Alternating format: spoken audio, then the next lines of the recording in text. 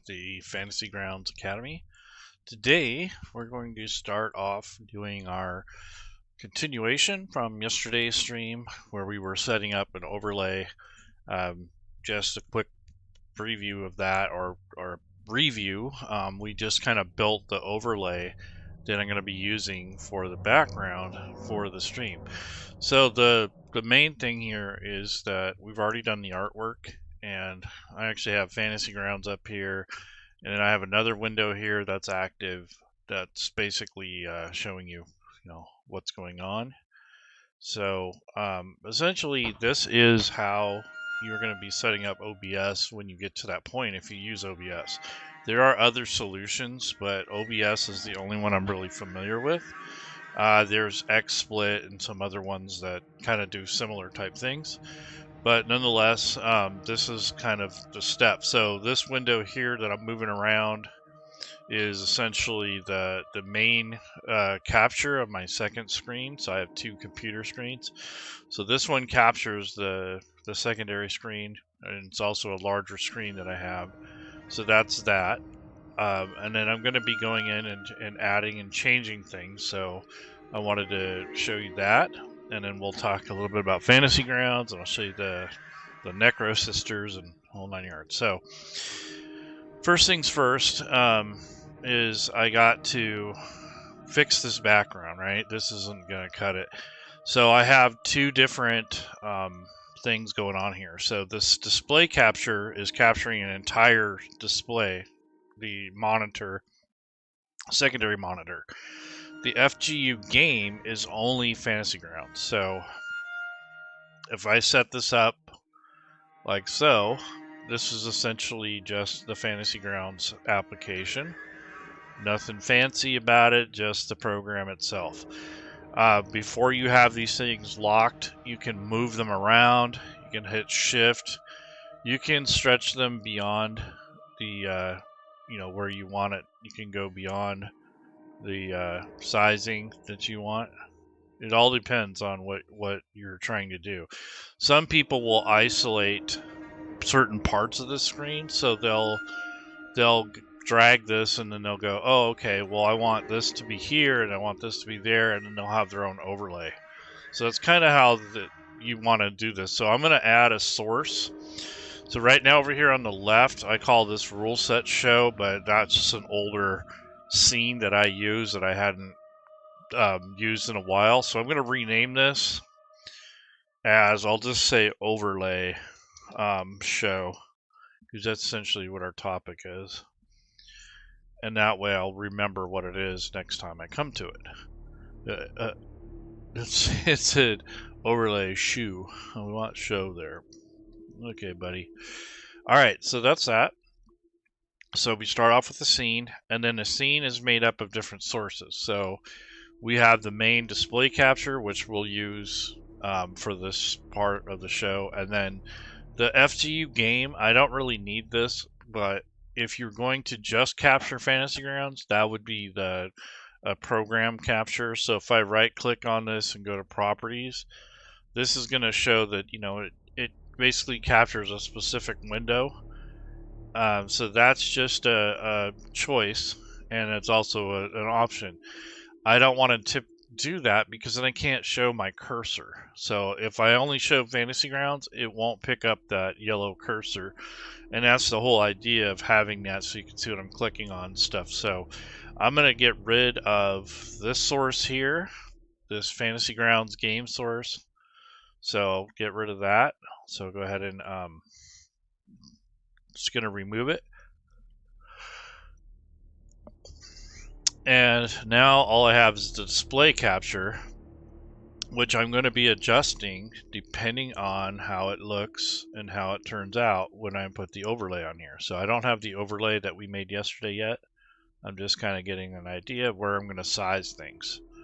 So like I said, this is stretchable. It's unlocked. You can also hide it.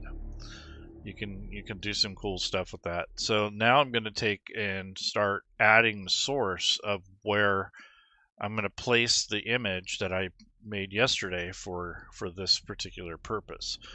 So I want to go into images, and I'm going to go to add source, and then I want to I already have some already set up in here from previous adventures, but I want to actually add a new source, and I'm just going to call this the Necro sister, so I kind of remember what it is.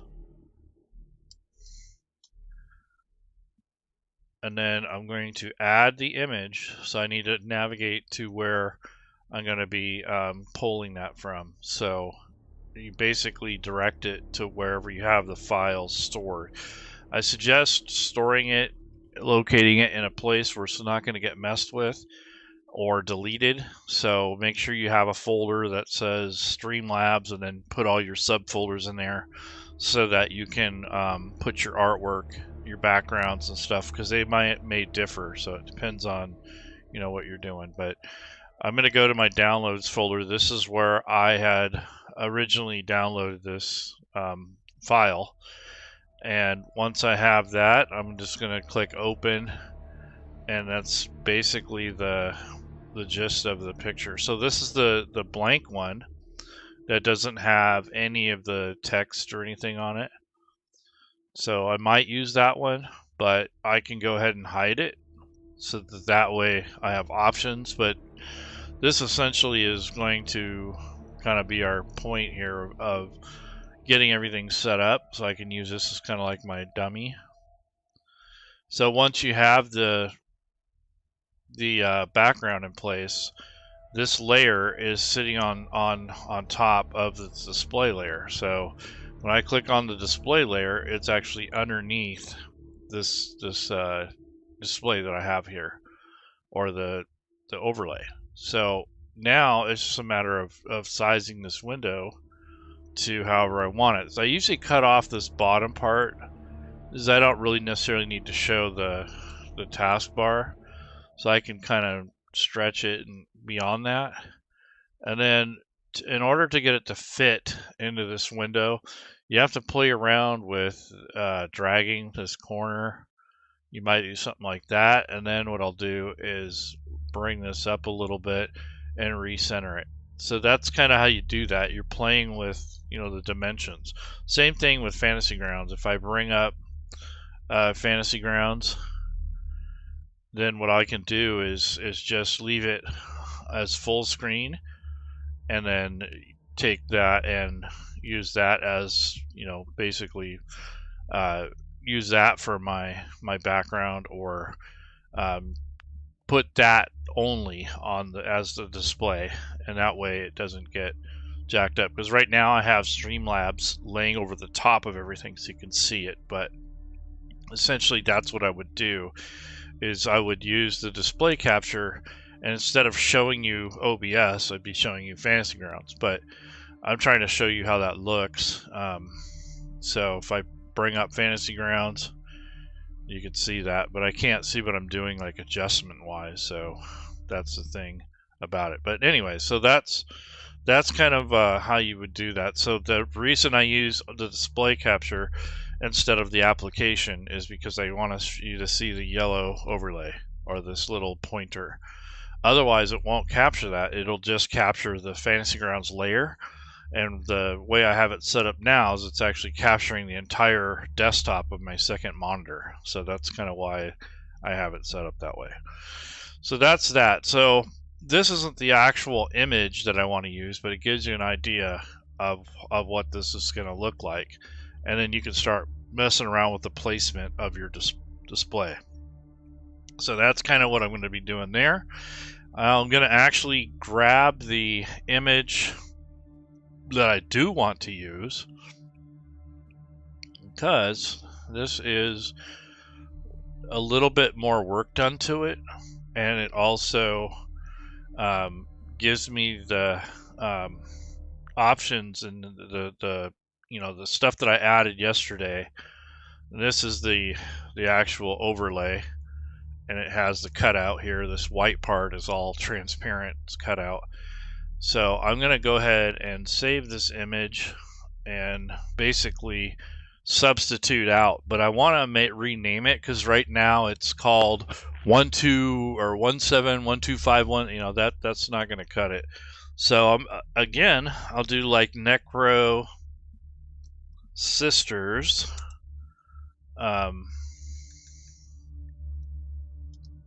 underscore 2, or actually I'll say labeled, because the other one's blank. So I want the different labels on there. So this one's labeled.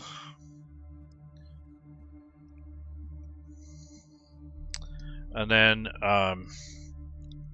there we go. So Necro sisters labeled. Okay. And then overlay. Okay, so that I'd kind of have like my own abbreviation system. So overlay would be OVRLY or something like that. So then I'll know what exactly that is. If I see it in a file directory, I'll go, oh, okay, I want to keep that. You know, so naming your files, this goes, you know, this is just basic computing practices here, but when you're setting up things for Fantasy Grounds or you're doing that, that's very important.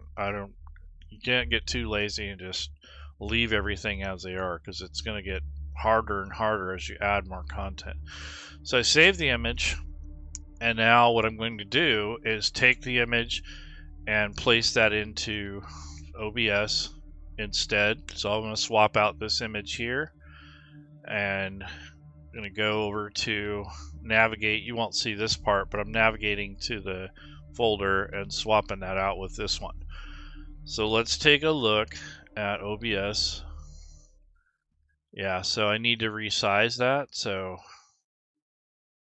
go ahead and drag it to where it's sitting here in the pocket. Let's see, what do we got here? Okay, so there we go. That looks pretty decent. I don't know what you guys think, but this is what we worked on yesterday evening, and this is the border, and then underneath that, showing through the transparency, this cutout is the display. Now you can overlay that on top. The advantage is that for this case, doing an overlay just over the top is a lot easier. You don't have to monkey around with it. But having it set up the way I got it now is you can hide parts of the screen that you don't want to show. Like, you know, there might be pieces underneath here for this. Like I said, I don't want to show the taskbar or the top menu bar so much. I just want to show the, you know, Fantasy Grounds or whatever the screen is. So that's a kind of an important aspect. The other thing is your audio settings over here on the right. So audio is another big component of high definition, you know, anything with music, with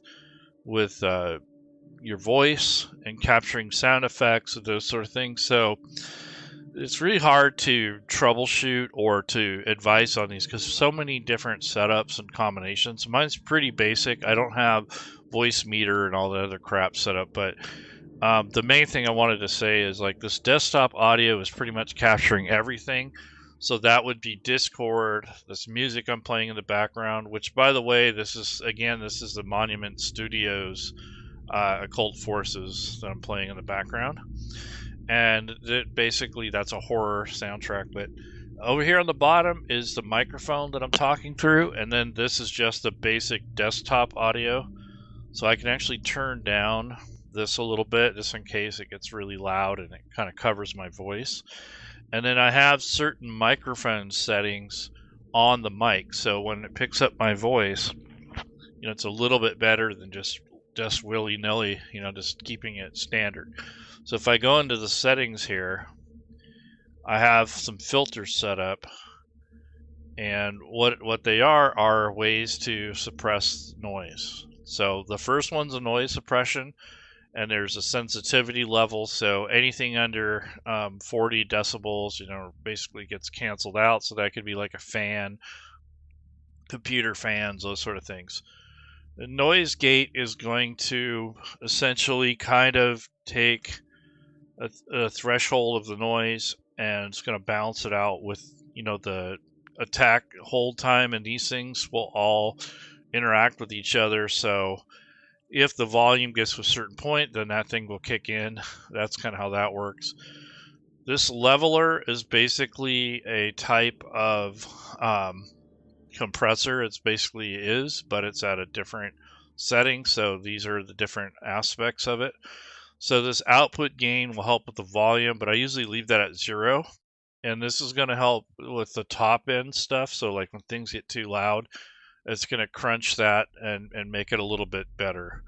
And then the compressor itself is, I got this set up as a standard compressor, and this one is designed around voice, around speaking, but you have this output gain where I can kind of play with that a little bit to get the volume louder or softer, but you don't want to play with it too much because that'll break the audio, get too loud. So if you hear the volume increase, it's sorry about that.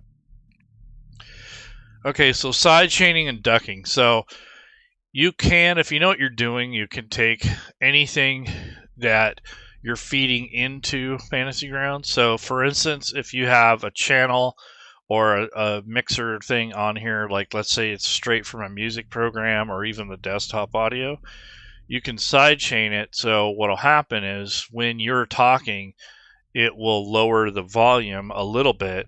It'll kind of smooth it out. So like when you're speaking, the music doesn't drown out your voice, or you can do it the other way around where maybe you want to hear the music and you want to soften the voice when the sound effects or the music comes in. So that's a way you can do that. It'll do it kind of automatically. You have to set up the trigger points for it and how much volume and decibels and all that stuff before it kicks in. So you'll know that based off the settings of your microphone and the incoming volume of whatever sources you have. So it's kind of an important thing. To get the actual numbers to set this up, just go to YouTube and look up like the best OBS audio mic settings.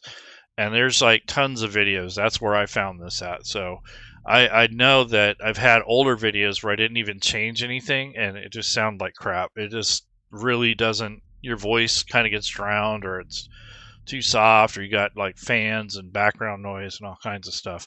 Plus, it's the quality of your mic. Right now, I'm talking through a HyperX headset, but if I was using my Blue Yeti mic that I have, the sound would be so much better, and also, or the pickup would be better.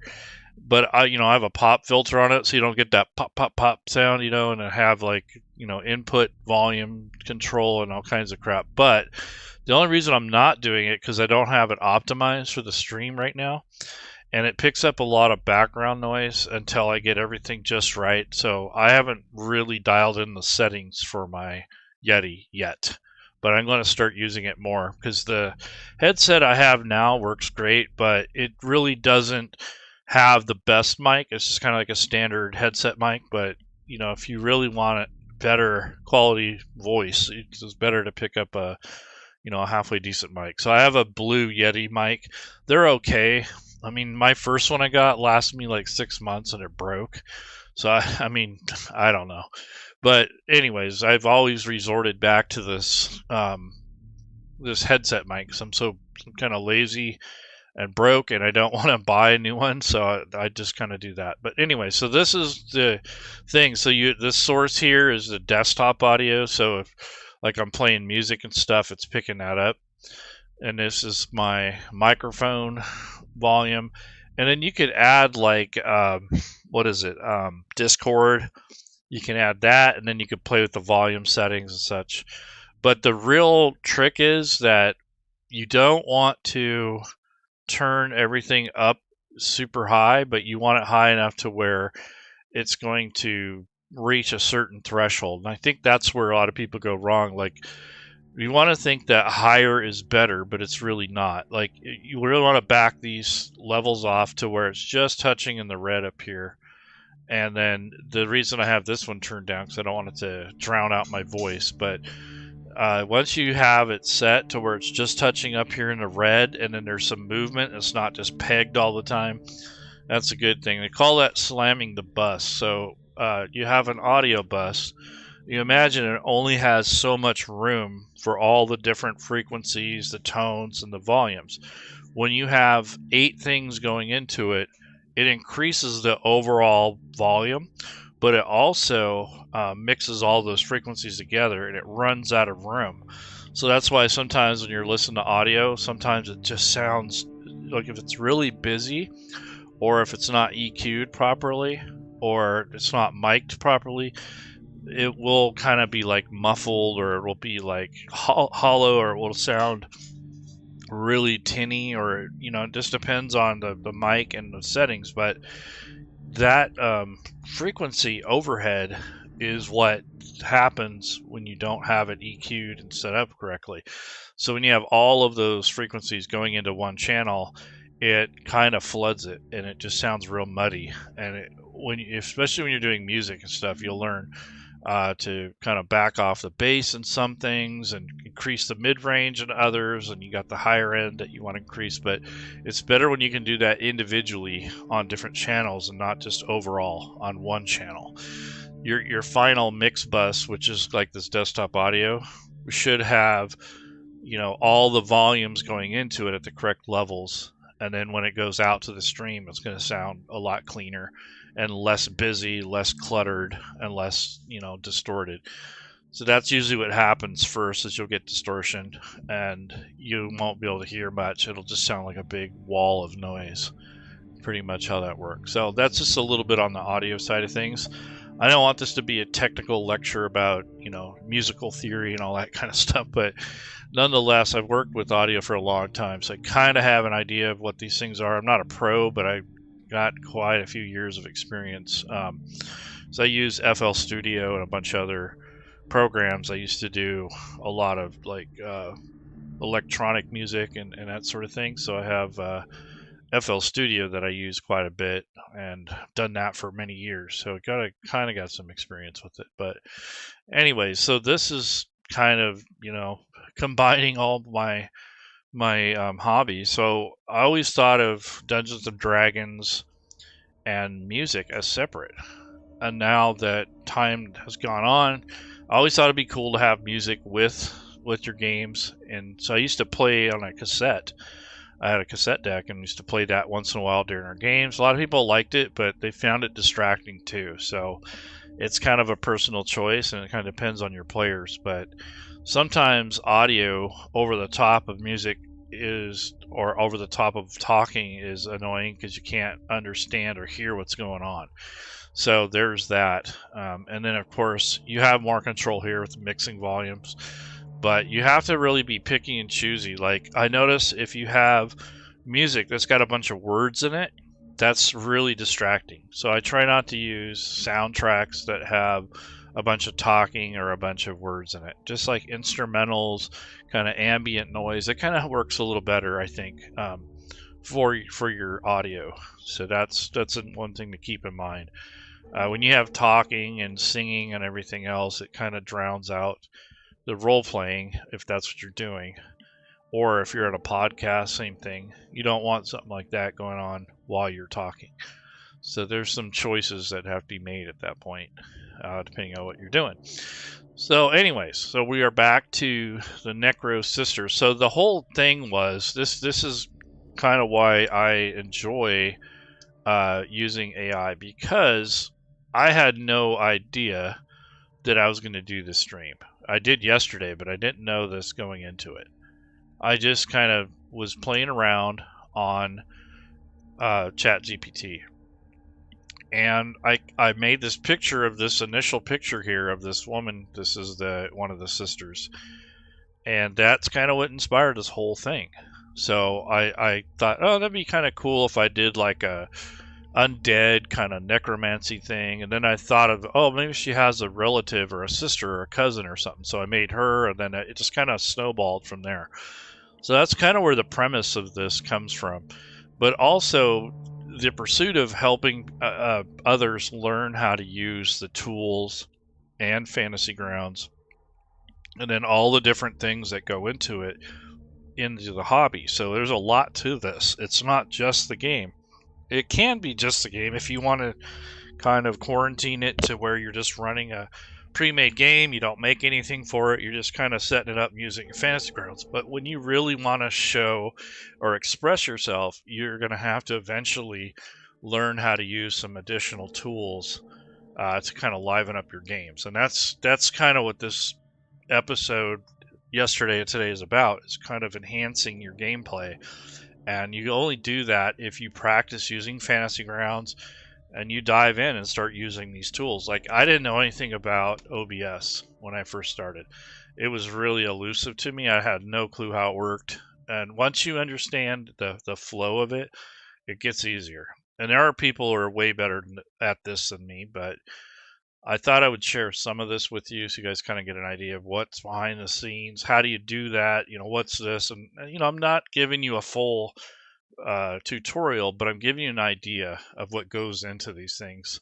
And it's a lot of work. Like yesterday, I did a stream for an hour, a little over an hour, and we just talked about how I made this overlay in the background. Now today I'm kind of showing you a little bit more on OBS and how that works, and then setting up the screen for Fantasy Grounds.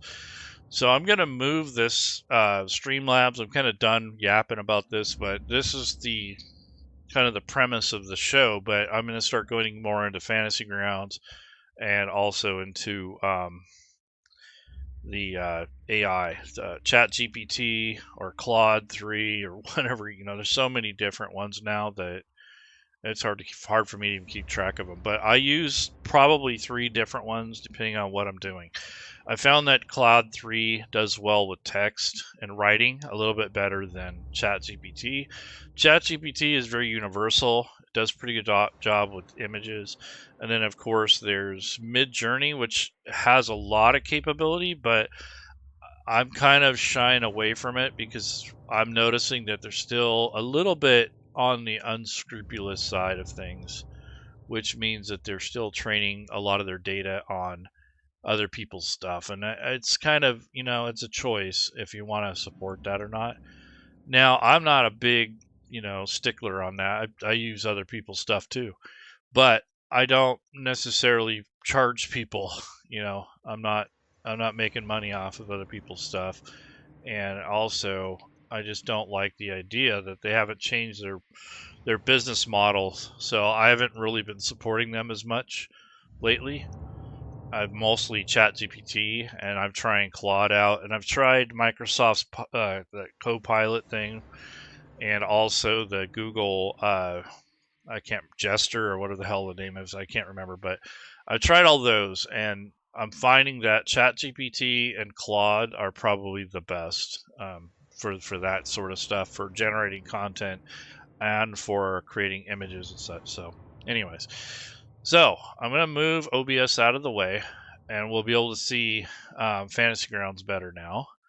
And right now I have up Canvas. So this was some of the stuff I was telling you about earlier that I was getting inspired by in regards to content creation. So like these, I thought this would be a cool kind of collage. This is the Witherbloom estate in the background. These are the 2 dogs. The girls were gifted with these dogs when they were little, and over time, dogs don't live forever. So when they got old, when they're being put down, the sisters resurrected them as zombies. So essentially, they live forever, but they live outside in the grounds. They protect the property, and they still have the kind of like a loyalty to the sisters, but they're not the same. Like they're basically creatures, but they're not slow. They got their regular speed. I mean, they're not zipping around, but they're pretty quick. They're not slow. And they have some undead features. They don't have their natural features anymore, like the sense of smell. But they do have pack tactics, so if they work together as a team, they have that. And then I gave them a special ability where they can jump up and grab your throat and basically rend your throat. And then they have an extra 1d4 necrotic damage when they do that. They have a regular bite that they use, and then they have that one where they try to knock you down and grab your throat. So that's basically them. And then the sisters are both, spellcasters. So Verena is a CR 7, I believe, warlock, basically like a witch. And then Mara is a CR6 sorceress of shadows, so she has the shadow magic. And then this is kind of an estate kind of picture that was made in ChatGPT. So this is the Witherbloom kind of their, I guess, their estate or their logo kind of for their estate, and this is the Witherbloom estate in the background. They inherited that from their father, and they both had different moms. So each one of them had a mother that was with the same father, and they're kind of like half sisters essentially. And they lived together into this big, huge estate that has now been willed to them. Their father died, and he was basically planning his death in a sense. I mean, he didn't kill himself because you become a different type of undead when you do that. So he was actually planning to be a lich. So he had everything prepared. He has his phylactery, all this stuff, and he left his will, and he told his daughters to make sure that my body is here and is do this ritual. And so he's got them prepared this whole time to do his bidding even after his death. So that's their last task, is to gather up the resources, execute his will, and basically help him become a lich, in which he's down in their basement right now. So they're basically planning to finish his job. Their mothers are not alive anymore. They died for various reasons, but essentially Verena's mother, Verena's the older of the two. They're about 2 years apart. And Verena's mother was the first wife, and basically he met her on like a road trip thing, and she was in this forest retreat, and they met, and they're both very powerful spellcasters, but they fell in love. They had this like romance and everything, and they got together and they had Verena. So over time, though, she got pretty sick. She made a pact with a fiend. That's who had given her powers.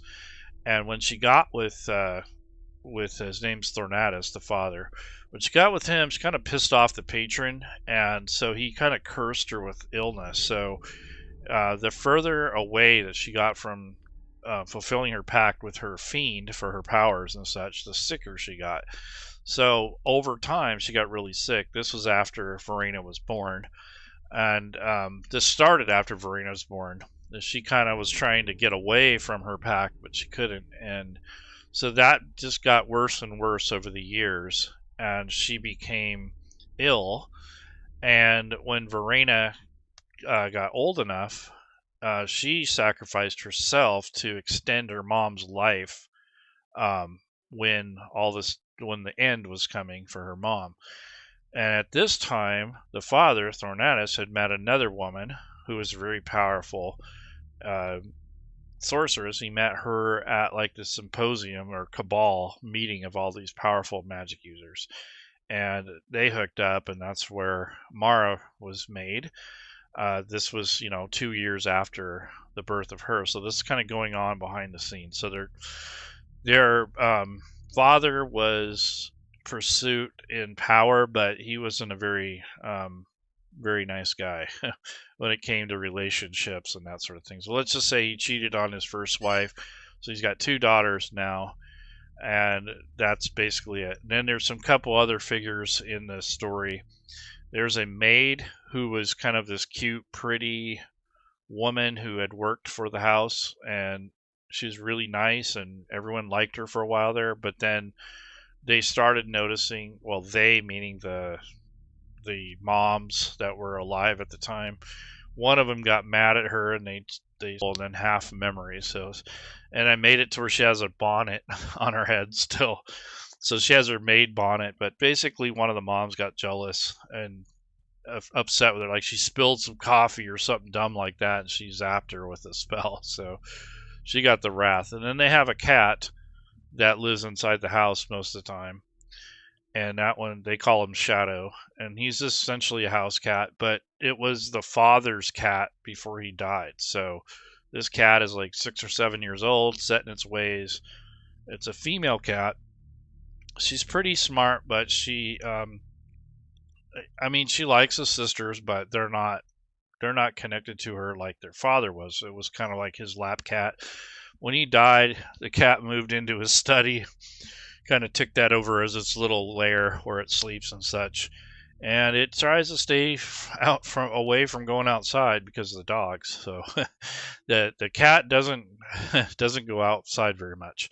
So that's basically the Witherbloom estate. And then the mother's spirits still visit the house. They kind of haunt it still. They can't interact with the sisters, but they can see kind of what's going on. They can't interact with each other, but there's a point when the ritual happens where they're able to go into the phylactery with Thornatus, and that's kind of an outcome of this big, powerful ceremony that they conduct together to help their father and execute his will. He didn't count on the fact that his two ex-wives were going to be inside the phylactery with him. Now they're stuck in there; they can't leave the phylactery, but he kind of can as his lich form. But he's got his two ex-wives left and right. He's kind of stuck with that. So I don't know if that's a curse or a good thing, but while they're in the Crystal Skull phylactery, each one of them looks outside of the skull socket, and then we have like this mouth opening where he sits, and he's basically looking out of the mouth of this skull. And that's kind of like their windows to the mortal realms. And they're in there arguing and fighting and everything. And once in a while he gets out of there, in his lich form, but he's still tethered to that phylactery, so can't go too far.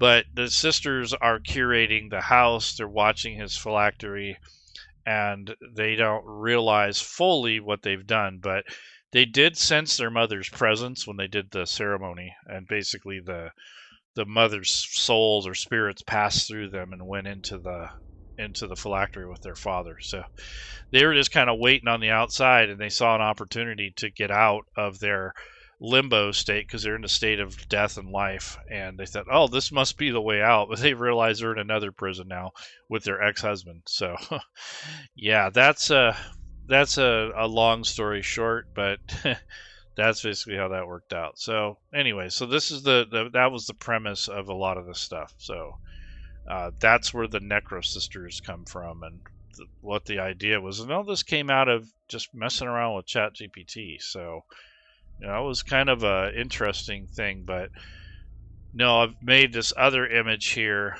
of them, and it's kind of the same image, but this is the original background. I liked how that turned out. It turned out pretty nice.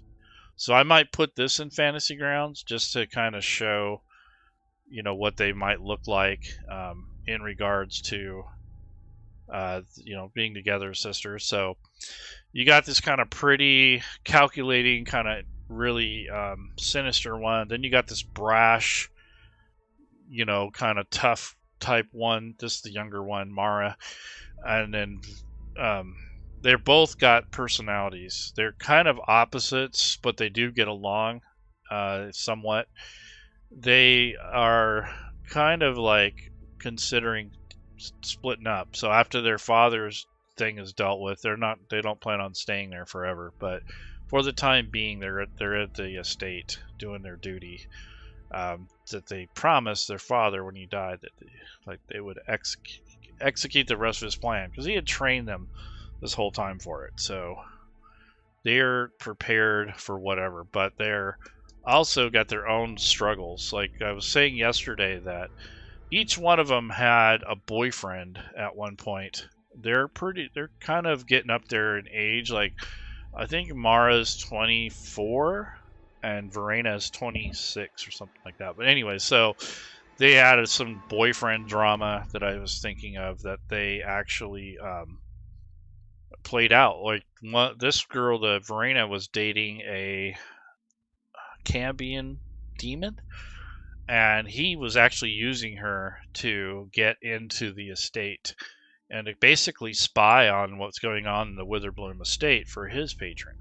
So his mother is like a demon, a succubus, and the succubus demon was at odds with the patron of her mom, and she's also has the same patron. So they have the patron of the fiend. So there's some kind of infernal thing going on behind the scenes, but basically they sent this really handsome Cambion demon to her. They fell in love. They had an affair for a little less than a year, and it fell apart. And then she found out that he was using her, and that's, it's kind of like this, boyfriend girlfriend drama. And then Mara was dating a vampire, kind of the same thing. She was a lot younger, naive, but he did the same thing. He came in, used her. She found him with another. And he's like, well, you knew I was a vampire, right? And, that's just how we are, and she didn't buy that. She's like, I don't think so, buddy. Loyalty means more to me than, all the other things, but apparently not. And so they both got burned by these weird relationships with these very powerful creatures, and they learned the hard way, like, not to do that. Basically, their father even told them, don't marry for love, marry for power and prestige. You can have lovers and friends and stuff, but don't become someone's wife, because then it's going to stifle your background. And that's kind of the sentiment that her father left them. And he's very hypocritical. Like, he's telling them what to do with their lives, yet he doesn't have his backyard in order either. So I don't know. It's kind of a weird conundrum there with relationships. But all this stuff kind of played out through ChatGPT. So I'm going to bring up my ChatGPT account and go back into that story. And then for Fantasy Grounds, kind of already have that up. So this was the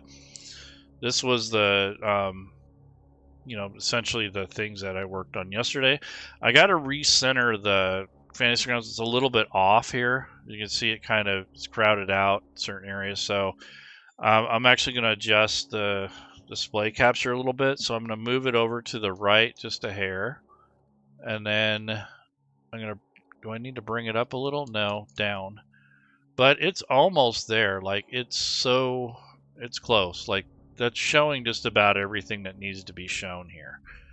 And then I can still show my pointer. So that's why I have it on the display capture and not just the application, because I use this pointer. If I didn't have the pointer, then I would just have Fantasy Grounds actually as the focus. And then you can see also the overlay and stuff. So I think it turned out pretty good. And being that I use similar colors and stuff, it kind of matches. We were talking about this yesterday about, having the dice kind of match, and then having this background kind of somewhat match the frame that's around Fantasy Grounds. And I was saying that I should have taken a screen capture of the texture back here and made something out of that instead.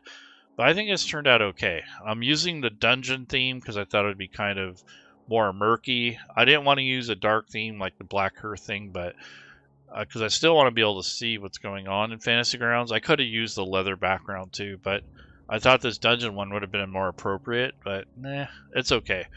The thing I'm not digging is this yellow, but this will help show the chat. So when you're rolling dice and stuff, it'll be a little easier to see that. So if you're doing a stream and you got everything dark, it's really hard for people to see that. So you have to keep that in mind. And then, like this one, I don't remember what the dice tower looks like, but it's pretty minimal. It's not obnoxious. So if you go in, first of all, I would change my color, the active color. That's when you draw lines and stuff on the maps.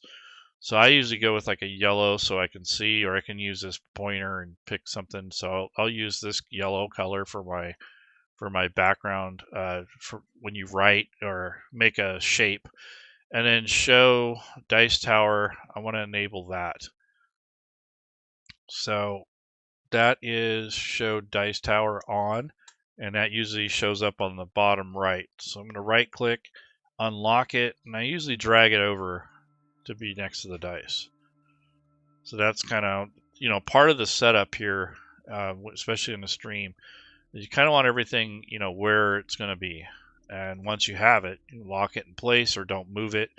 And then that will be when you're broadcasting, like you might only capture this piece here, which I see a lot of people do. And then all this space, they'll fill it in with the players. Like they'll make the little cutout windows and they'll have the players in there.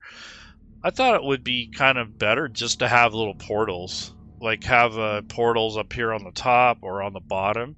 and have it overlay Fantasy Grounds. I think Fantasy Grounds makes an excellent background. I don't necessarily think you need a completely brand new background unless you are advertising or you just don't like Fantasy Grounds to show. I think that you can make little squares or rectangles up here and just layer all your players down here at the bottom, kind of like how it looks when your players are connected to the table. So I don't know. I just want to see Fantasy Grounds a little bit more. And what I'm noticing a lot of streamers is that they'll have a map and then they'll have maybe this chat window and you don't see anything else, and the players. So I don't mind seeing the players, but I want to see other things too, especially the map. I want to see the dice rolls, and I would like to hear the voices. And I kind of actually prefer to see an icon or like a little figure of the person as opposed to the actual person, unless they're in costume. Then I kind of like that. So if they're willing to dress up and do all that, that's cool. But I don't normally want to see a bunch of dorky people, including myself, during a stream. Unless there's some kind of celebrity stream going on or something, maybe. But even then, I want to see the characters. And that's kind of what I'm getting at is, these are my preferences. You can totally disagree with me. But when I watch a stream, I get bored really quick. Because, one, if I don't know the people that are playing, I generally don't tune in. And even when I do, it's hard to watch a stream for a long time. So, over an hour or so, it gets to be too much. I have to walk away for a while, maybe come back to it. I prefer to watch it on demand so that I can just kind of fast forward through parts, because there's going to be some slow parts, including this stream here. It can get kind of boring in parts. So, and it just depends. Like, some content just doesn't make for good content. I don't think watching other people play is that entertaining.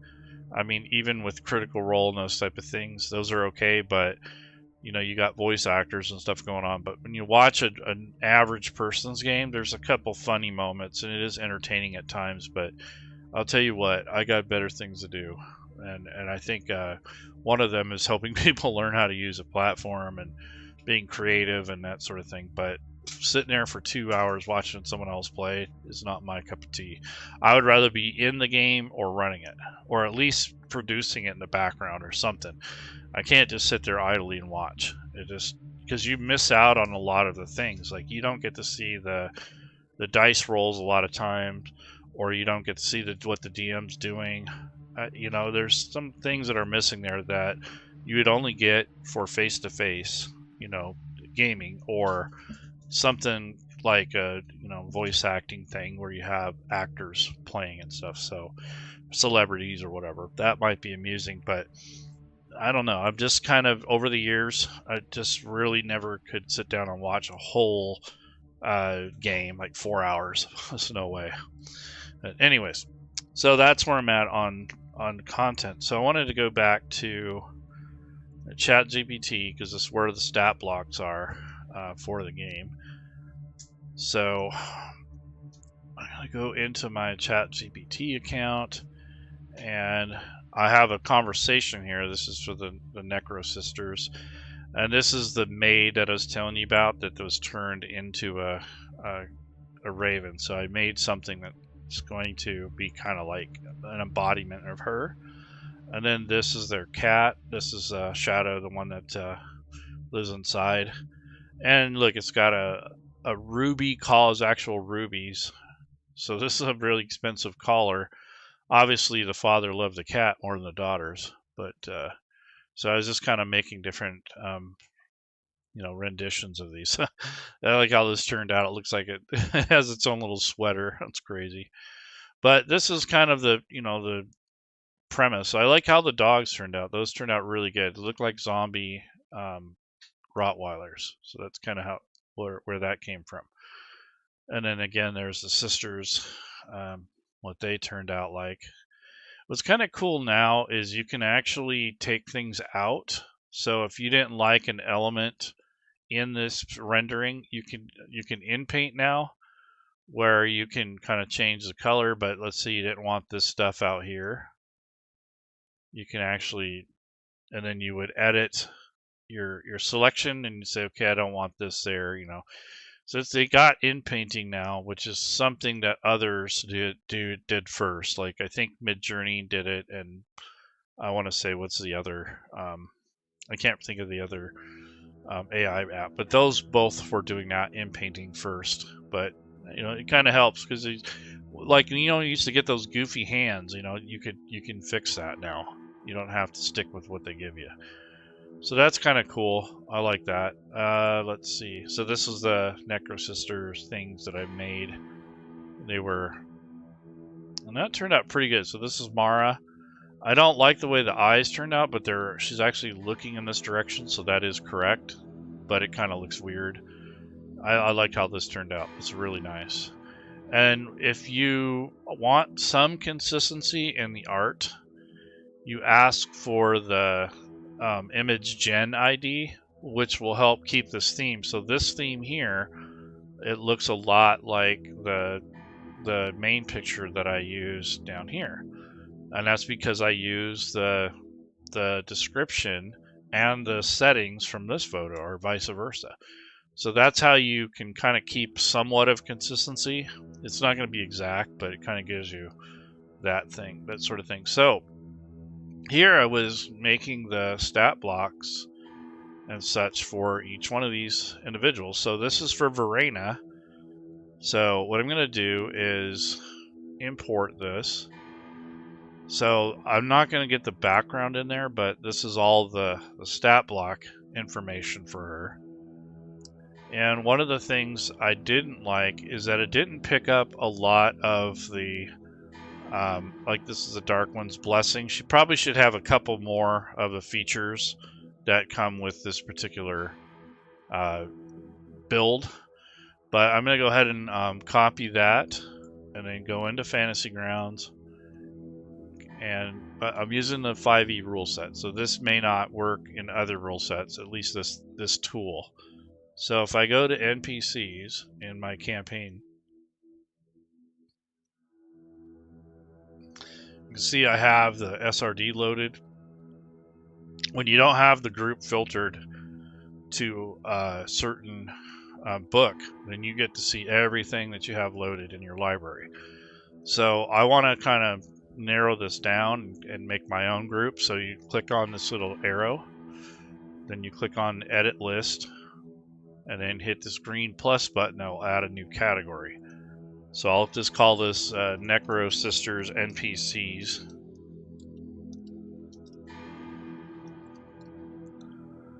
Necro Sisters NPCs. And then go ahead and click the edit button again to get out of the edit mode, and then I'll select that. So that's how you make a group. And you want to do this for every data group that you interact with. So that helps you keep it organized. So you could take an existing stat block and edit it, make a copy of it, and edit it to where you change the spells and stuff over. But that's kind of difficult too sometimes. But I'm just going to import the text from the formatted text from ChatGPT. And I've done this in a lot of different videos. So if you want to know how to do this, I have videos that are just dedicated to this. But I'm going to hit Control V, so that's paste. And here's all the different things that make up that stat block. It looks pretty good, like the stats are correct. After each trait, there needs to be a period. So here's your traits. There's spell casting. There's an action here, which is daggers and darts. Verena is an 8th level spellcaster. She's a CR 7 warlock, essentially. If you right click on this, you get this clean up text, so that will give you a preview of what it will look like when you remove all of the extra spacing in there. And that's basically what that does. And then the actual notes over here, I'm gonna copy those, put those on the right hand side. You don't want to put those in the parsing area because that'll throw it off. So this is going to be more information about Verena. So I'll go back to ChatGPT and I'll grab her background stuff. I'm not going to do the Dolly prompt thing because that's for generating images, but the rest of this can be used for roleplay. So I'll copy this, and then bring that over here. One of the things I request when I make NPC or anything that's kind of important is I do request a background to be made based off of the conversation I'm having. So Verena, in this case, the way this is written, Verena is a calm, calculating warlock who is always planning her next move. She has a keen mind and a talent for manipulation, both magical and social, which she uses to further her own agenda and that of her dark patron. So she's the older one, kind of the one that's pretty. Bound to a powerful fiend, Verena has embraced the dark powers granted to her, seeing them as a means to achieve her goals. She is ruthless in her pursuits and has no qualms about using her magic to control and dominate others. So Verena has long dark hair, piercing eyes. She wears an elegant black gown adorned with intricate lace patterns and a high collar. Her silver amulet would bear the symbol of her patron. It rests around her neck, a constant reminder of her dark pact. And this other stuff is for, if you were going to generate the image. We might do that. So anyway, so this is what this is about. And then what I'll do is I'll format it a little bit better. And then I'll leave a space here in case I want to link her photo. So if I bring a photo in, I can link a picture of her back here, and then the way that stat blocks are set up now, you can also do the 3D thing and the regular token and the artwork. So once I'm done, once I'm happy with going through all this and looking at how this looks, I'll go ahead and hit import, and it will take all that information and plug it in if it's formatted correctly. So it looks like it did it right. I can tell just by the way it set this up. Here's all the spells. Here are her features. Yep, challenge rating, proficiency bonus, XP, skills, saving throws, all that stuff. Looks good. And then over here on the notes, this is how that turns out. So this kind of summary happens when you use the importer. If you don't use the import tool and you enter it by hand, you don't quite get this kind of summary. You'll notice that older books will look a little different too. On this back part, it won't have this stat block summary. It'll have the lore, a link to the picture and such, but it's not going to have this really nice laid out text version of the stat block. So the only way to do that is through the importer tool, or if you know what you're doing on the back end, you can change the XML on it. But I don't know enough. I'm not smart enough to know that stuff, so I don't mess with that. But generally speaking, though, if you use the import tool for D&D 5e rule set, it looks really sharp. So that looks good. So that's Verena. It saves me a lot of time because I could take a standard necromancer or some kind of spellcaster, make a copy of it, go into the stat block, and edit all this stuff manually. But with the amount of changes I'd have to make, because it would be hard to find something equivalent to a custom NPC. So maybe I'd find something that was a warlock or whatever, but I'd still be changing out the spells, changing out all the stuff, so it wouldn't save me that much time. So using the importer tool sometimes is better, especially for custom NPCs. If you're just going to make a goblin and make a few changes, that's way easier to do in Fantasy Grounds. You don't need to do that in ChatGPT. But when you got a really complex NPC that has all kinds of actions and those sort of things, this makes it a lot quicker. Instead of monkeying around with the Fantasy Grounds and making a bunch of changes here, you just do the whole thing at once. So it kind of depends on what you're doing. So once I'm done with that, and now that's also going to be in this group. So once I'm happy with it, I can start over. So usually I'll bring up that usually wipes it clean after I close it.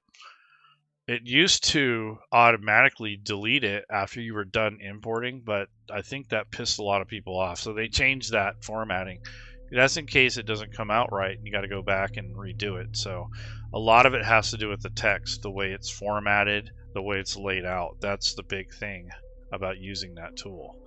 If you don't have this text just right, it's not going to work. It can get really frustrating. So this is the stat block for the sister for Mara Witherbloom. So let's copy that, go back into Fantasy Grounds, and again, Control V or Control Victor. It looks good, got everything in there. Right click, cleans up the spaces and such, so that looks pretty decent. And then over here, I'm going to put her name again. And I'm going to use this kind of like a header. You don't have to do this because it already kind of provides one. But since I'm adding my own data, I'm just kind of repeating this because it will look better once I import it. And you'll have a header because all the stuff that I'm adding is going to be above instead of after. So that's why I'm doing it now. So take this, go back to ChatGPT, and grab her background. So, and like I said, I'm not going to do the Dolly 3 thing, but I'll do this stuff. Again, come back here, Control V, right click, that'll clean it up. I do want one little space in there so I can drag the image later to associate her artwork. And I just highlighted the text and used Control B as for bold. And then for this one up here was Control 2. So Control 1 through 6 is your other formatting options.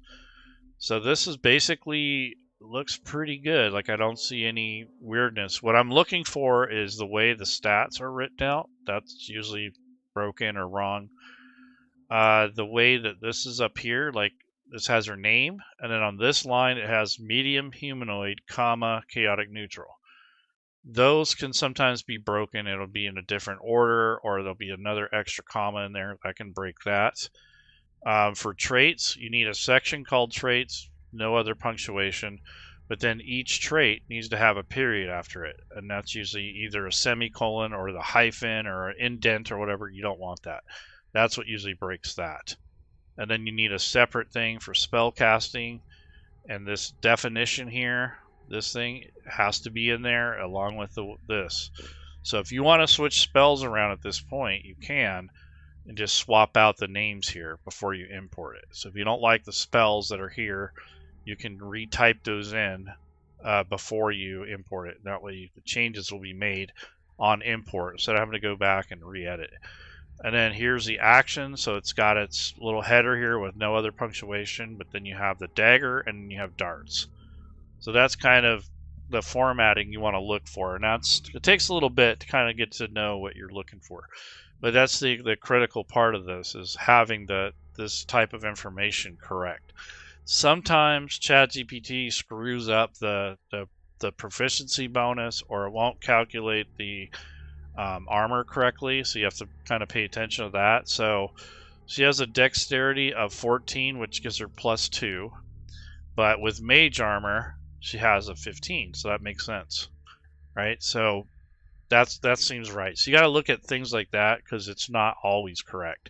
Even this spell casting statement sometimes isn't right, so you have to kind of be careful with that. So once you're done, hit import. And again, so this is the sister. I probably shouldn't have closed that, but pretty confident it's good. Yep. So far, yep, looks excellent. Very good. So those are the two sisters, right? So your next step after you get all your NPCs created is you can actually come into the combat tracker and kind of test them out, see if they're parsing correctly and see if they work out. So I'm just going to grab this combat tracker. I'm going to put each one of these sisters in there. What I might do to make it easier for me in the future is I'm going to go ahead and make an encounter with both of them together, just so it's easier to add them in places as I go through building. So this is just like a temporary thing. It's not necessarily part of the adventure, but I'm doing it for convenience. So instead of dragging each one on individually, I'm going to put them in as an encounter. So I'm going to take and make my own category again and edit it, because right now it says group 1. So I'll just say this is the Necro Sisters. I probably should have said Witherbloom, but that's okay. That's their nickname. Necro Sisters Encounters. So these are the encounters that are part of this campaign or game or whatever. And then I'm going to go ahead and open up this encounter box. And what I want to do is drag the NPCs into the encounter area. So here's one, here's the other. Now they don't have a faction set at this point, so I'm going to set probably to neutral, but maybe even unfriendly.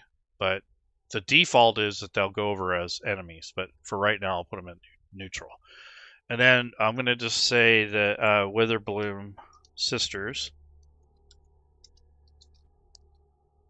And this is just an encounter with both of them in it, so I don't have to keep doing this. As you when you're working, you want to test things out. You don't have to keep dragging individual pieces. So that's why I set it up as an encounter.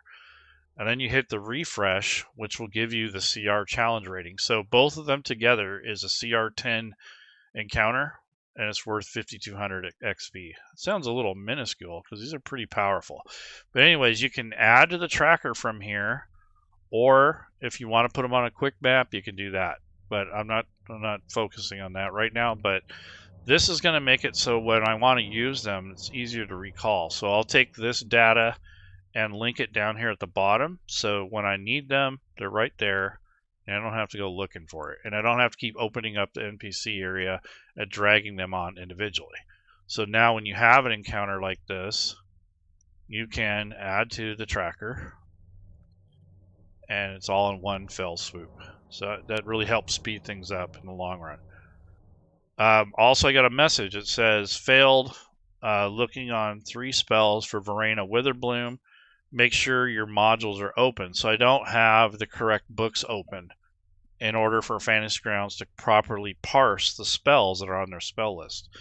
That can be corrected by loading the correct books, or if you know what the spells are and where they're from, you can make copies of them, include them in your campaign, so when it looks for the spells, it doesn't need to necessarily have the book open. So in that case, when you're building stuff, you want to try to stick to the SRD data. In this case, I did not say that. I'm just making it for myself. I'm not worried about copyright and all that stuff. So, but when you're doing those NPCs in ChatGPT, you can tell it only use SRD content. It kind of knows what you're saying there. So it really depends. But this is just a preliminary thing. What I'm really looking for is clicking the offense button here and taking a look. So here's this thing here. Here's some of the spells. They're parsed out here, the ones that are SRD. So that's what I'm looking for. Now I want those to show up properly in the combat tracker. So that's how you can kind of tell that this turned out okay, like that it looked right. And then here's the link to the NPC stat block. So another thing I get in the habit of, if you're going to run a game, and especially these complex NPCs like this, is you want to take and open those up and put those next to your combat tracker and then stretch them out. So now what happens is when I'm running the game, and let's say it's Mara's turn, and then I go to the next combatant, which is her sister. Now I can just click on this link, and that'll bring this up to the top of the pile. And if I had a player, I'd have them there also. You just have a big deck of cards, and anything in the combat tracker, you'd have it over here on the right, expanded like this, so you can read it. And you can see it, and then when you need to look at the stat block, you would click on the little link over here on the far right, and that brings it up to the top. So that makes it so much easier, because what I see a lot of people doing is they'll have like a stat block here and way over here, and then they'll have to keep moving windows around. So once you understand that Fantasy Grounds usually opens in the very center. So if I go ahead and open up like NPCs, for instance, that I moved it, so it's not going to do that anymore. So now when I close it and I move it and I open it again, it'll open where I left it. Now, unless you have a weird extension thing loaded, that should be pretty much universal. The exception is the player part. That's always gonna, unless they change the behavior. Let me see. So I just moved that. Yeah, it always opens in the middle no matter what.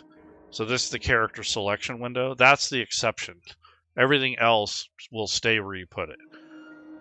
Then up here is where the new combat tabletop list. So when you're going through your turns, you can do next actor from up here now instead of doing this.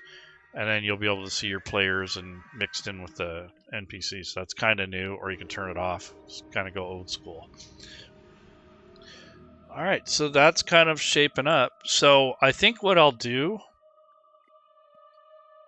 is I'm going to import a couple more NPCs, and then like their dogs. I think I have the stat block for their dogs. I'll do that another time, like maybe in the next episode, and we'll do like a battle with the two. What I'm going to do is bring back the two boyfriends, the Cambion and the vampire. I'm going to bring them back and basically fight out. I'll have Mara and Verena fight them on the grounds at their estate outside, and then their dogs will be there too. The zombie dogs will be there. There's a crow that isn't really their friend, but she'll dive bomb the one or the other adversary just because she doesn't want the fight going on. But the crow isn't going to do that much damage, but they can distract and cause a disadvantage. So that might be something that I'd throw in there as a Hail Mary in case the sisters are doing poorly in the battle.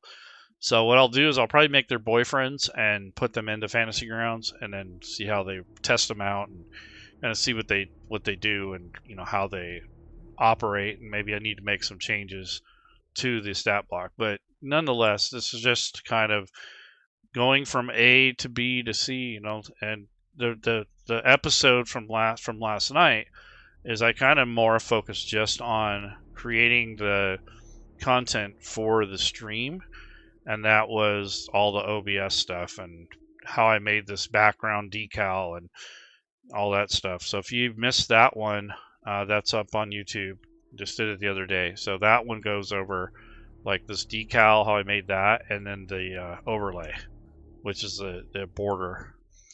And I was using Canva for a lot of these projects. Like that's probably my go-to program. It is paid, but I mean, for 120 bucks a year, it's totally worth it. You can see I use the crap out of it. Like I said, I made a bunch of stuff. Like here's the social media posts that I made for these, for the sisters. So Mara's the kind of the aggressive, younger, kind of mean one, and Verena's the older, 2 years older. She's kind of more, I don't know how you'd say, pretty, but kind of calculating, quiet, kind of sneaky. This one's really brash, like get out of my way. It's kind of like kind of a tough chick kind of thing attitude. And they're both, they're both related by their father. So their father, Thornatus, was a high-level necromancer, and like I said, he moved on to becoming a lich. It's basically what the premise of this was, that both sisters are working on his last will and testament. And I got this whole freaking backstory of just the characters, the relationships with each other, their pets. I'm going to work on their estate next. I think I'm going to make some kind of map for their estate. It's not going to be too elaborate, but just kind of have a layout, and then the grounds, the gardens and stuff around it, and just kind of have like a lair basically set up. And if I ever want to run, like a middle to high level game, I already got some content ready to go. So this is kind of the process of making stuff for Fantasy Grounds and making your streams look better, or at least a little bit more polished, and then setting up OBS and getting all of your assets in order, because that's really where the time is. Like to get all this artwork set up is where the time is. So you can take this stuff here and make tokens out of it, that sort of thing. So that'd be my next step probably, is I'll make all the tokens. I can use these body parts here to make the 3D thing. So I could basically take this picture, make a copy of it, paste it, and then what I would do is use the editing function, remove the background, and then just hit OK.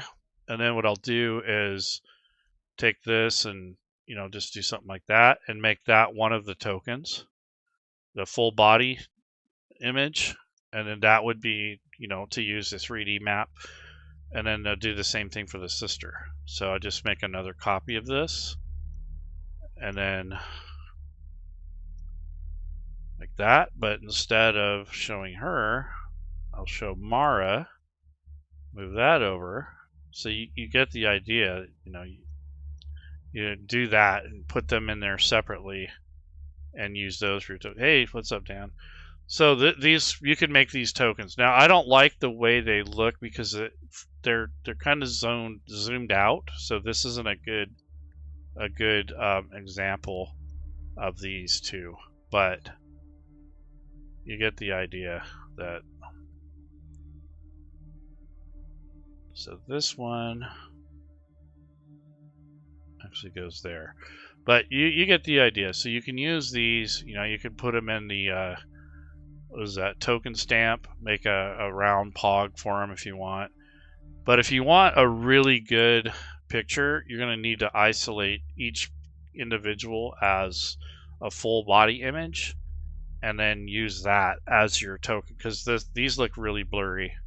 They're not going to look that great rendered as a 3D object, or a 2D object in 3D space. Basically you'll have to have something more like this, but the full body. And that's kind of what I'm looking at here. So let's see if I can, since I have the description, I want to see if I can make a body type thing. Let's see. Where was this giving me problems? Okay, so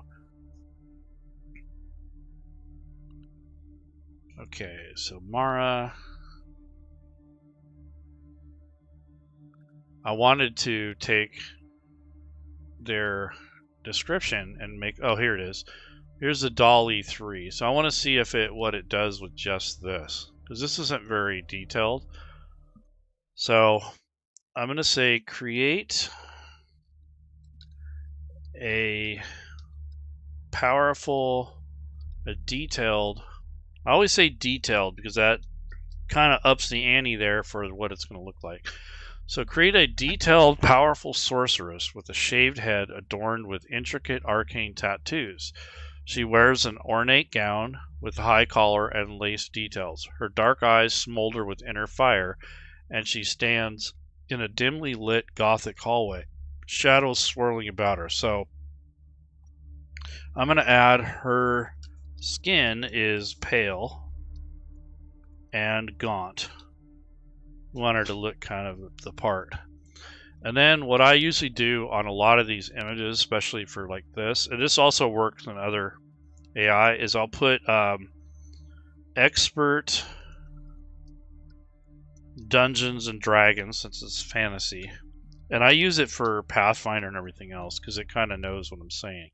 Expert Dungeons and Dragons, character, art, work. So it knows kind of the style I'm looking for. And then I kind of want that 3D look, but you know, I don't. But anyways, I'll use the professionally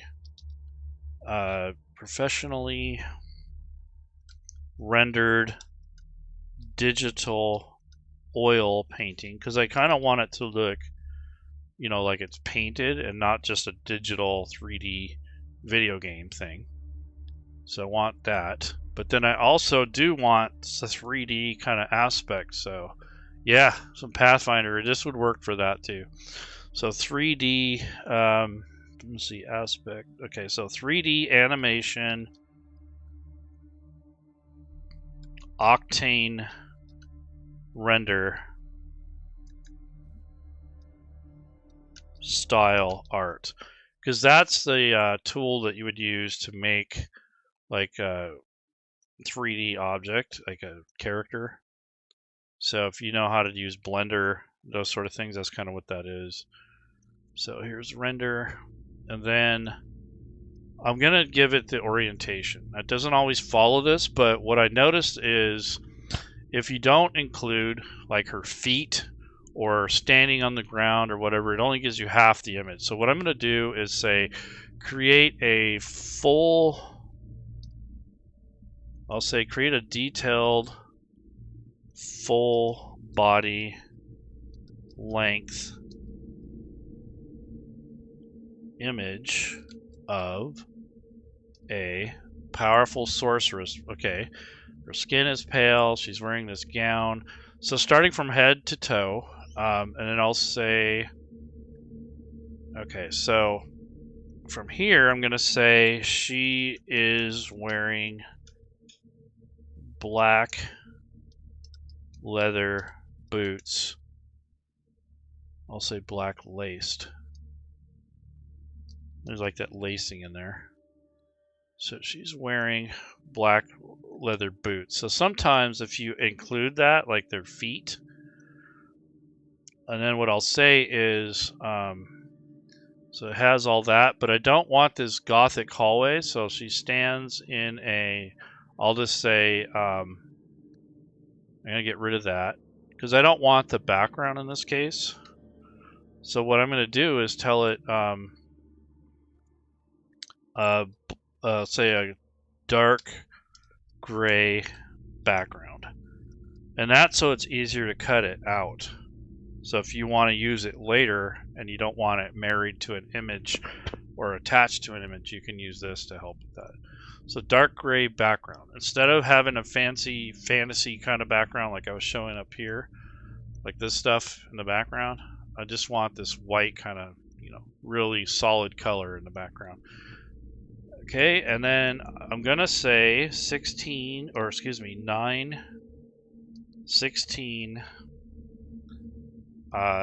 vertical render, so it knows vertical. It's not render, it's aspect ratio. So vertical aspect ratio. So that kind of gives it an idea of kind of the orientation they want the picture.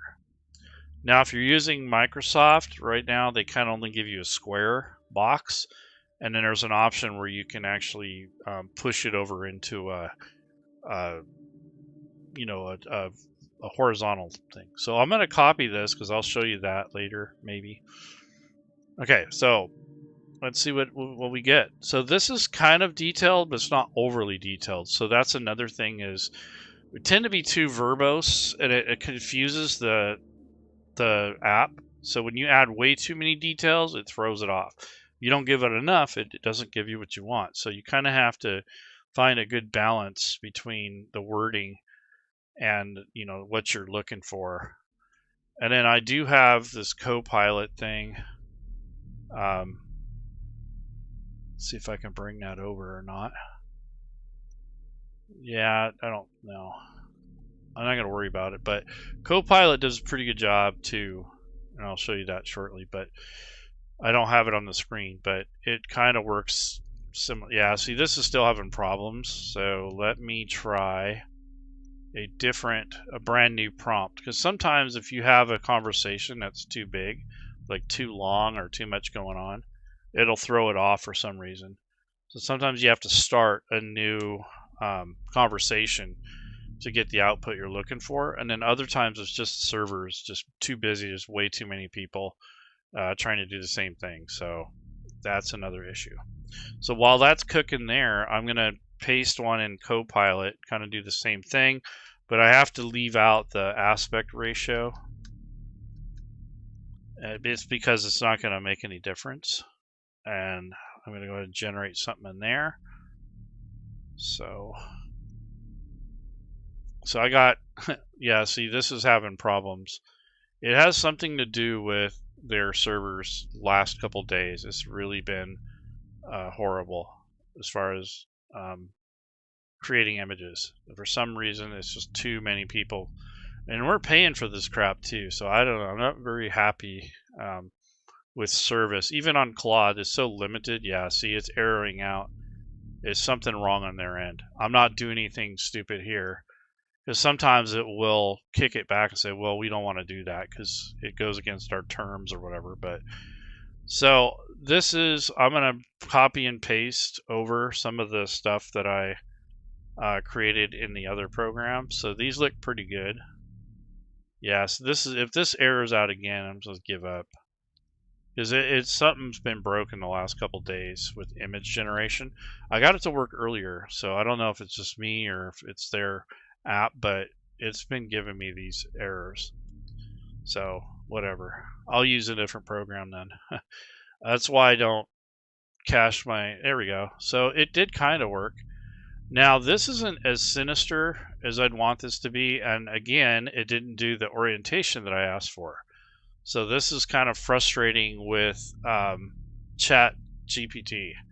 So you're gonna have to really buckle down, no pun intended, on their feet. So if you say something about their legs and their feet and stuff, it'll probably show it this way. But if you don't, it's only going to give you a half pose or just the head. So that looks pretty good, but still, she doesn't look sinister enough for me, so I don't know. But these are the other ones. I'll just show you what these turned out like. So this is closer to what I was looking for in regards to, oops. So this is kind of what I was looking for. This is from Copilot. So these turned out much cooler overall. But they still kind of have that video game look to it. But at least they look decent. So these are just different variations of the same character through Microsoft's Copilot. And that's free. So if you want a decent image generator, you don't want to pay a bunch of money, this Copilot works pretty good. I liked how these turn out. So that's closer to what I imagined Mara to look like, right? And then it can do stat blocks. Like I can ask it to do, you know, a D&D stat block. I give it an example of a stat block, and it'll copy that, and it'll just keep making successful ones. If you don't give it a good example, you have to keep telling it to change this and do that and all, you know, that stuff. When you have it already kind of figured out, it really helps a lot.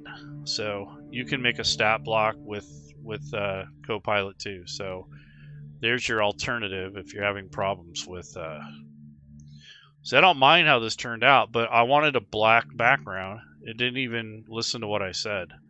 So that's annoying sometimes. Let me see if I can get it to.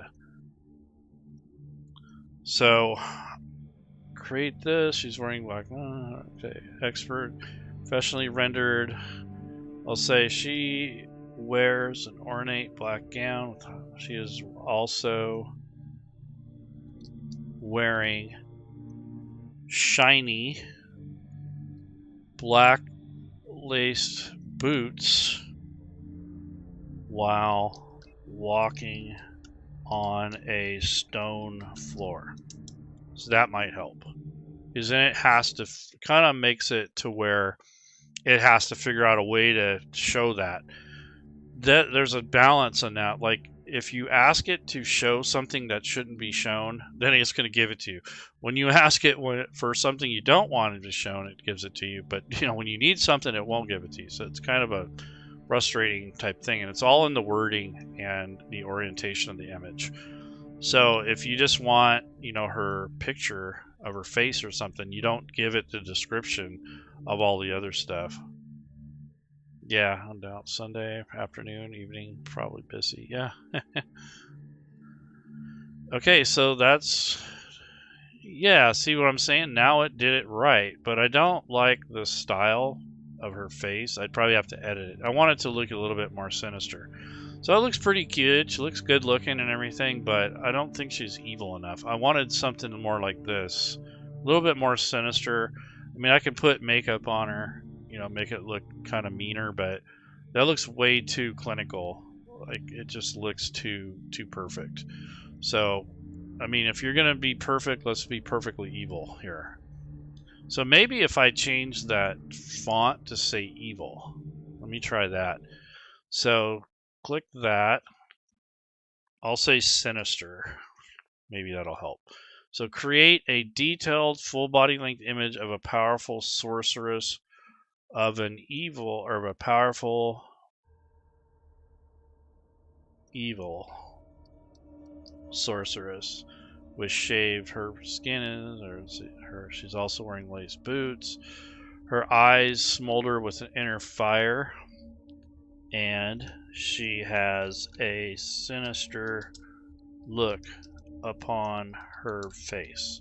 So maybe that will help. But what I'm afraid of is if I say face, then it's going to pull. Yeah, I'm just going to say a sinister look. I don't want to jinx myself here, because if you say, like we already talked about her face up here, and what'll happen is it'll pull that thing in different directions to where it gets confused, and it's not going to give you the output you're looking for, and that's generally what you got to avoid. So you see, I added this stone thing, and it kind of fixed it. But when you you go from face to body to the floor and then back to a face, that throws off the sequence. So I probably should have put anything to do with her expression up here when I was talking about her head and her face and all that stuff. It kind of throws it off. So think of these as, you don't have to do this, but think of it as zones. Like, describe this part, describe the body, and describe the legs, and describe the feet, and then maybe even the ground they walk on. So that way it kind of tells what you're looking at in perspective and with regards to. So this looks better in that regard, but to see here again, it kind of twisted this thing around. But that's doable. Like I can get behind that. So this is a lot better. That's a little closer to what I was looking at. But like I said, that is problematic in regards to the orientation, because you may need that full body length. So that's what I'm saying. Like, I should probably just change the wording around and maybe move that part that says to do with her face. So I'll say her eyes. Okay, so what I'm going to do is take this part out. And then I'm going to say she has a shaved head. Her skin is pale and gaunt. So I'm going to put her, I guess her face. So her eyes, her dark eyes smolder.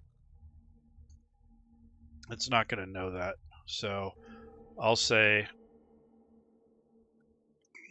she has dark eyes. You could be a little poetic, but it's not going to interpret it all the time. So she has dark eyes with a reflective surface, I guess. We want to see that kind of the light in her eyes. And I'll say her face.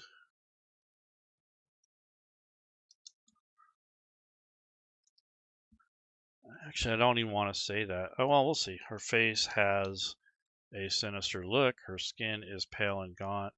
So this is powerful, evil sorceress. Her face has a sinister look. Okay, we'll see. So this is the kind of thing that you'll be fighting if you're going to render images with AI. You really got to get into, how to word these things. That's really what it comes down to, is prompt engineering.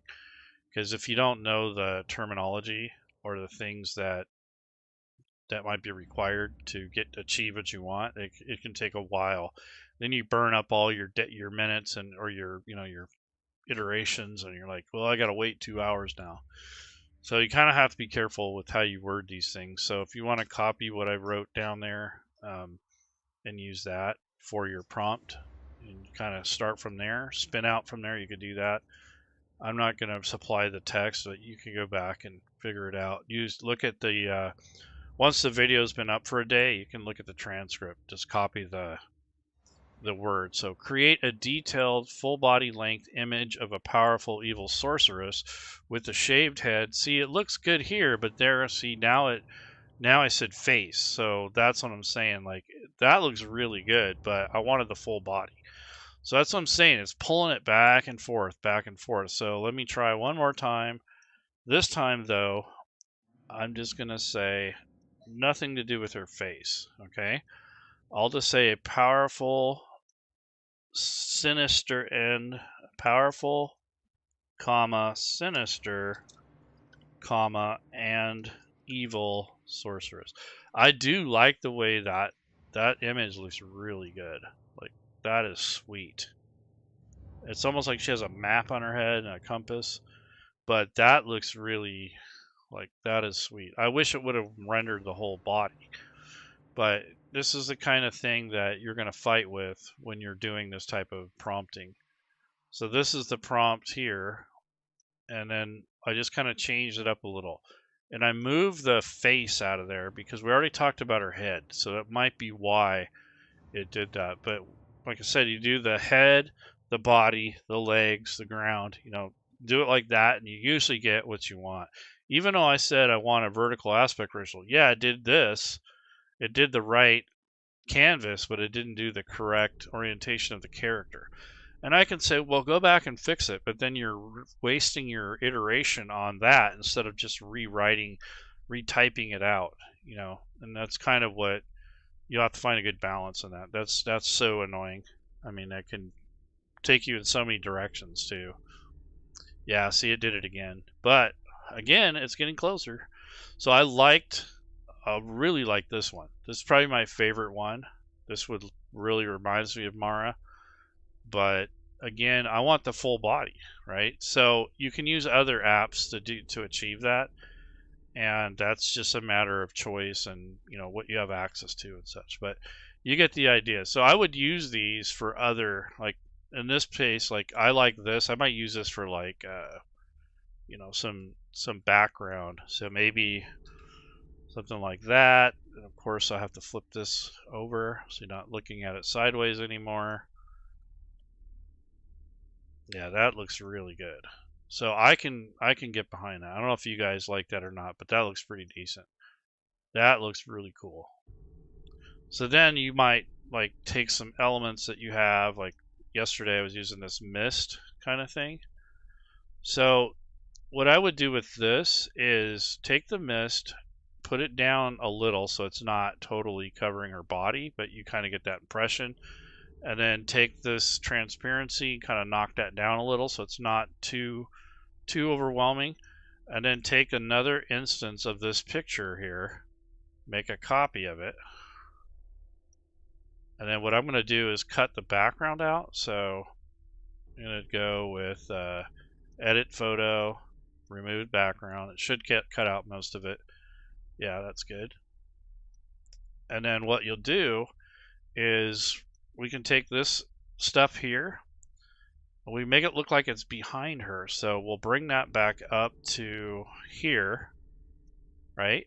And then we'll take her image, superimpose that, because now it's going to look like, like the fog is more surrounding her and not just layered on top or on the bottom. And then what we'll do is, I'm going to get this centered. And then what we'll do is we'll grab another one of those, this fog thing here. Let's see if I can copy, Control V. Okay, so we got the base layer, then we have some fog that goes all the way up. Then we have another layer of the character. Then I have another fog layer. Oops, where did it go? Oh, it's down here. So that one would come down here.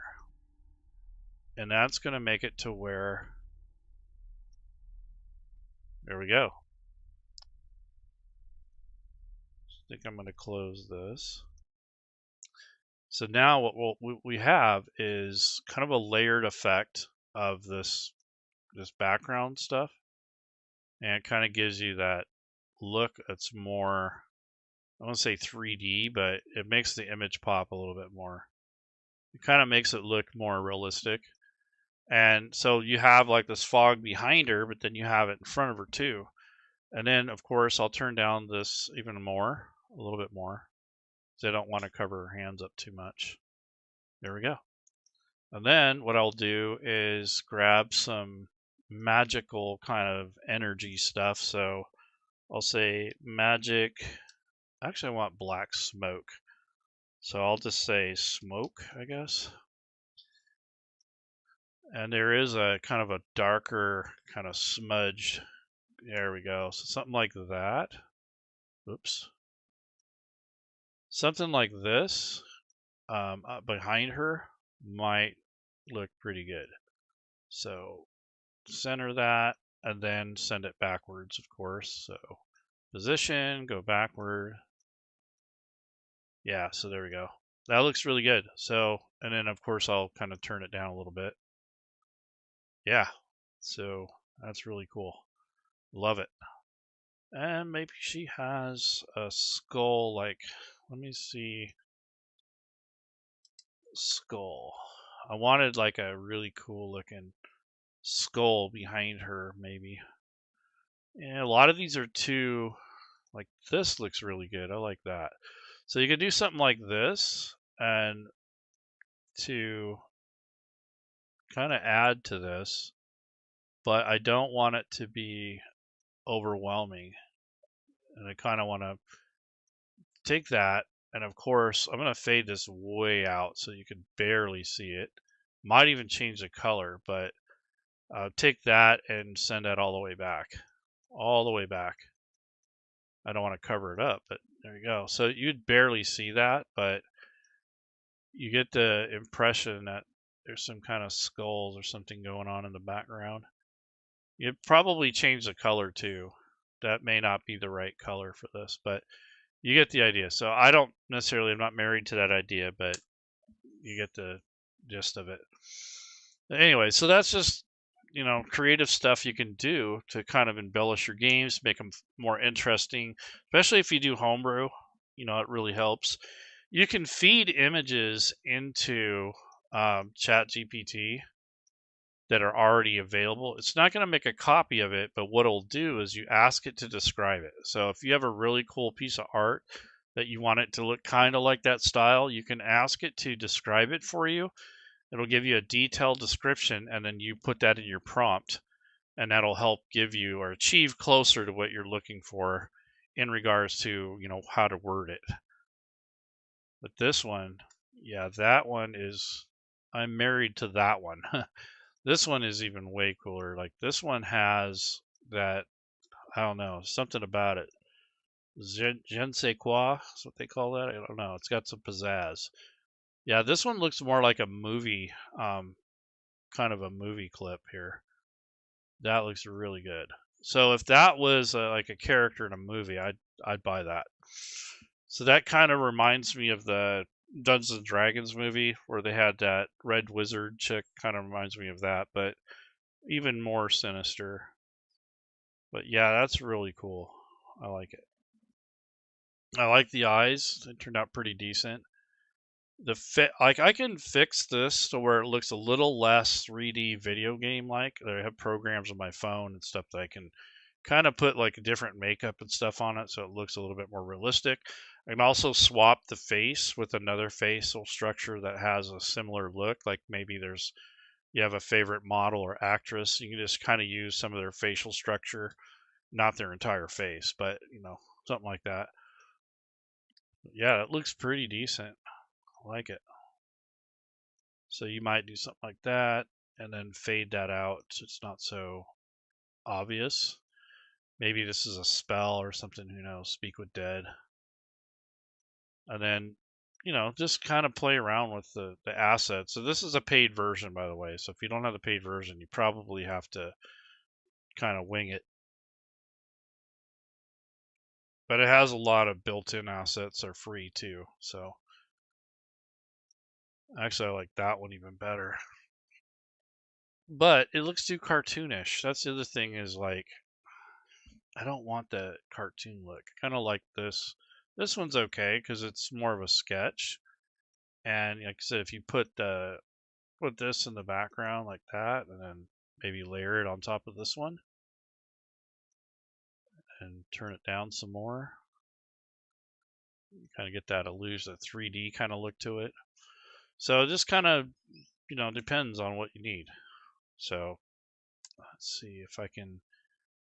I want to look for some magic smoke, maybe. I don't know. I want like a smoke ring. This looks really good. Like, this is just like a mask, but that would obscure some of this image on the bottom, and then kind of back that off a little bit so it's not too dark. And then maybe use some of this purple kind of energy back here. Let's see, what do we got? There's that black smoke again.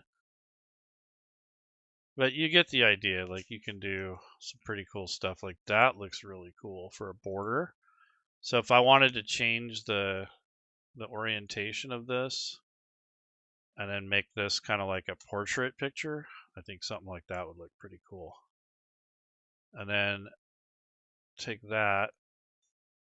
Well, see, that's centered. So I'd probably do something like that. And then, of course, I'd back that off a little bit. And then I would just cut this stuff out on the sides. You don't necessarily need that. So you could take that and kind of pull that over. Something like that. Anyway, so this things you can do. And then you could take like this token stamp, open it in a new tab, render that image, make your own tokens. You can do all kinds of really cool stuff. So anyways, I think I've gone too far. I've been like 2 hours. So you guys have a good afternoon. Enjoy the rest of your weekend, and I will see you guys around. Next Friday, I'm going to continue working on maps for Lost Mines of Sojkan's conversion. I got it started Friday, but it was an hour show just doing the outline because it's a big cavern. So there's that.